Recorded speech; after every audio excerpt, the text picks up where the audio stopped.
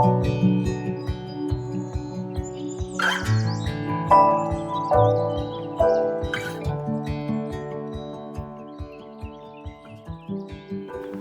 about how those who handle our gifts take care and use those gifts to the glory of God?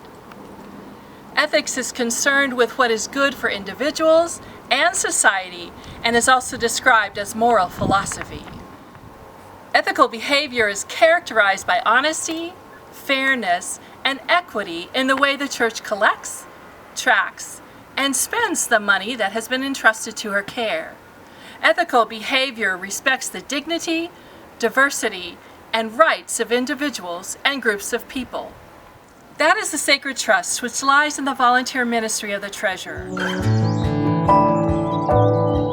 Welcome to our second session, Ethics and Treasurers in the Local Church. The objectives for today include identifying the ethical duties of a church treasurer, knowing how to handle challenging situations with integrity, and finally, we'll follow up your learning with discussion questions.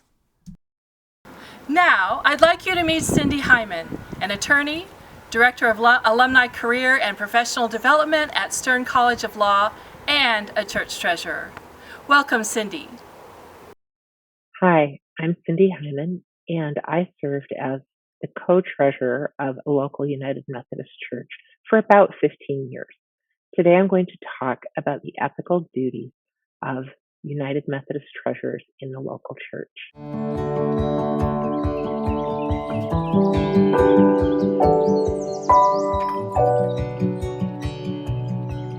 The guiding ethical principle all treasurers follow is that we owe a fiduciary duty to the church.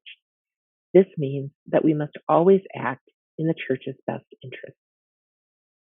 Think of a fiduciary duty as a sacred trust with the church. The question then becomes, who or what is the church? We talk regularly about how the members are the church. However, that would mean that multiple individuals could provide conflicting instruction. This can get tricky, and I'll talk about some of those situations later. Remember that your local church will decide your reporting structure. For example, the treasurer may report to the finance committee chair, who reports to the administrative council. Or the treasurer may report directly to the administrative council. In either of those cases, the administrative council is the ultimate decision maker and will provide guidance and direction to the treasurer on behalf of the church. Typically, the treasurer also keeps the local pastor in the loop. However, the pastor is not the primary decision maker. Whatever reporting structure your local church decides upon, make sure you know the policy for how to handle situations when it isn't practical to follow the reporting structure. Those situations will arise. Anything that your governing body approves and is ethical is reasonable. It may be that in emergency situations, 3 members of the administrative council must be consulted and agree to the right mode of action. It might be a lower number of people. It may be a specific person that is designated and that it must be done in writing or doesn't need to be done in writing. Whatever your church decides upon that you are also comfortable with is an acceptable procedure. Having that will provide you with a method for obtaining the necessary guidance you need to uphold your sacred trust. Let's talk about the week-to-week duties of the treasurer. As the treasurer, you will manage the church's investments, choosing the options that best align with the church's mission while also yielding the best return. You will make sure to always follow approval processes for all of your actions and to complete the weekly, monthly, quarterly, and annual tasks. Establishing processes will make your job as treasurer easier. To do this, you'll identify the weekly, monthly, quarterly, and annual tasks, and then you will set up processes so that any church leader can step in when necessary. Ideally, these should be in writing and include regular due dates, websites, passwords, and contact information for necessary vendors. One notebook or computer file of processes kept in a secure place will make it easy for those who need to find it. While setting up processes may seem time-consuming, It will save you and your successors much time in the future. Let's talk about some of the regular tasks that you will encounter. On a weekly basis, this will most likely include tracking contributions. On a monthly basis, it could be managing designated funds, handling contributions for special projects, reconciling accounts, overseeing all payments on behalf of the church, which may also include salaries and expenses. On a quarterly basis, the treasurer will handle budget updates and oversee member giving statements. On an annual basis, the treasurer looks at endowment reports, issues W-4s and 1099s, and member contribution statements, audits any safe deposit boxes that the church may hold, creates a budget, and files periodic reports with the Secretary of State and any exempt property reports that are required by law. This is a lot of responsibility, and it may seem daunting. The good news is that as treasurer, you are not required to perform every one of the tasks I listed. You are responsible to oversee them and be sure they are done regularly and in accordance with the processes you establish and your governing body wishes.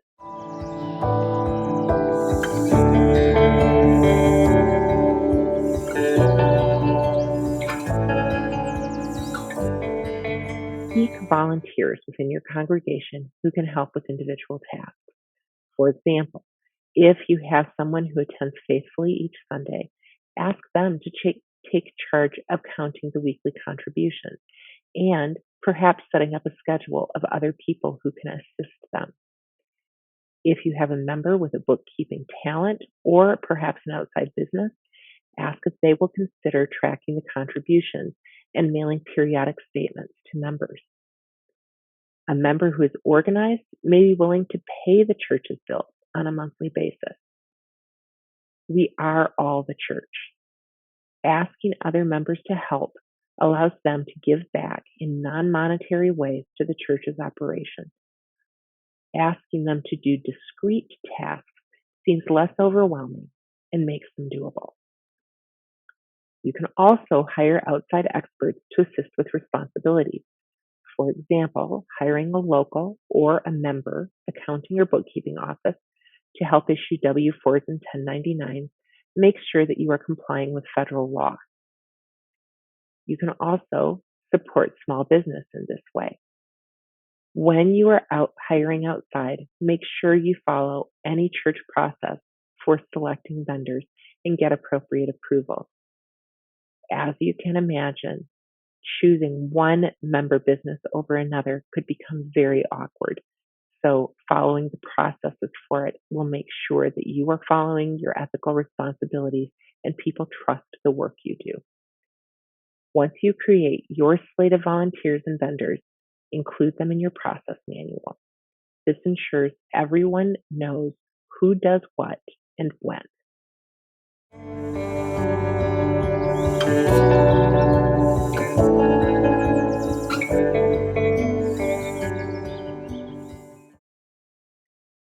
Handling money within the church can be scary.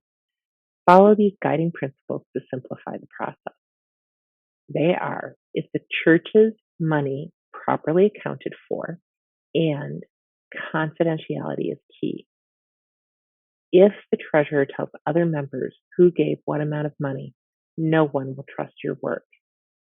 This is a case where optics matter. If, for example, the money counters are sitting in the middle of the church gathering area after service with money and checks spread out for all to see, members will be concerned about confidentiality of their contributions and may question whether you are doing the job properly and serving the church appropriately. Handling money is the most visible thing a treasurer does for the church, so it is especially important to follow best practices in order to maintain your ethical responsibilities. These include: anytime money is handled, 2 unrelated people who do not live in the same household should be present. Also, the process around money handling should be split up. This means that follow-up activities should be done by others. For example, the same people who count the money should not be making the deposits or tracking the member contributions or reconciling the accounts.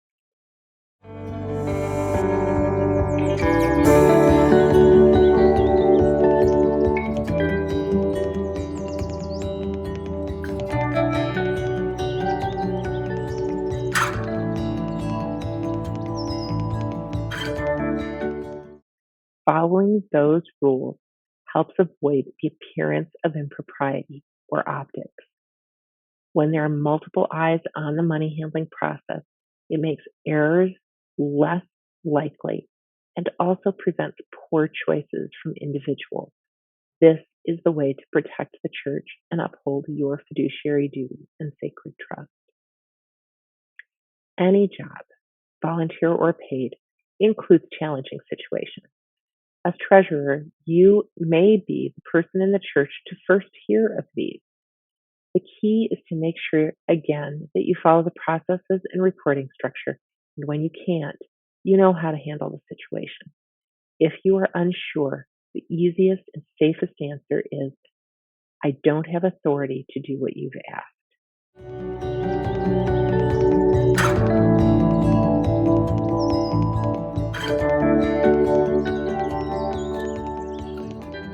If situations arise regularly, you can also alert the church governing body and or the pastor that more of these situations are arising, and the church may need to consider some action.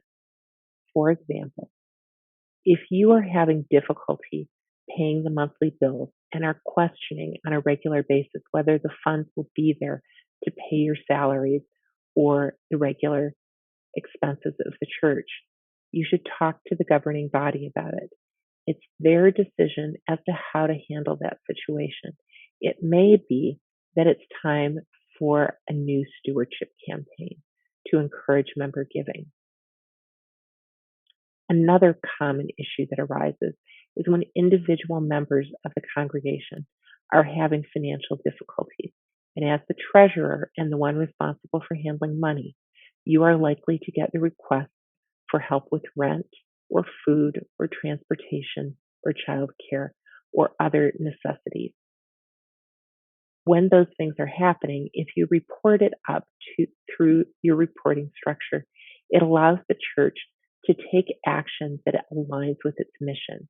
That may include establishing an emergency fund with very clear guidelines about how much money each individual can get, with what frequency, and who makes the decision and authorizes it.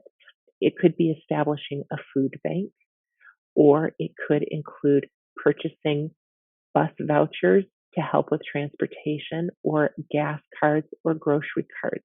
There are many opportunities, and your church governing body will have the best ideas and suggestions for how to make that happen and reduce those difficult situations and give you a responsible way to answer.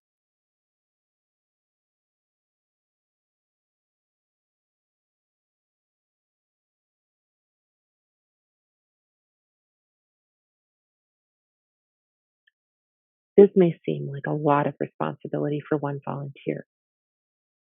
Always remember, you are not alone. And remember also that overarching ethical principle of always doing your best to act in the church's best interest. If you do that, you will fulfill your sacred trust to the church. Good luck. As we head into our discussion questions, please keep in mind that you may want to pause the video in order to thoroughly discuss each question, or you may want to listen to the questions first and then discuss them as a group. First, what is your personal philosophy on money and its importance in your church? Second, what decisions does a treasurer make about paying money out of the budget? Third, how important are receipts? And if there is not a receipt, what does a treasurer do? Question number 4. If the only counters for a Sunday are married, who counts the money? Question 5. The president of the UMW needs money to buy coffee for the next district meeting, and she asks the treasurer to give her a check after church on a Sunday morning. What should the treasurer do? And finally, you, the treasurer, are not going to be at church over payday for the pastor. She says she can just write her own check on the last day of the month. How do you advise her? Thank you for joining us for this session of Finance in the Church, Ethics, and Treasurers in the Local Church. We look forward to seeing you next time.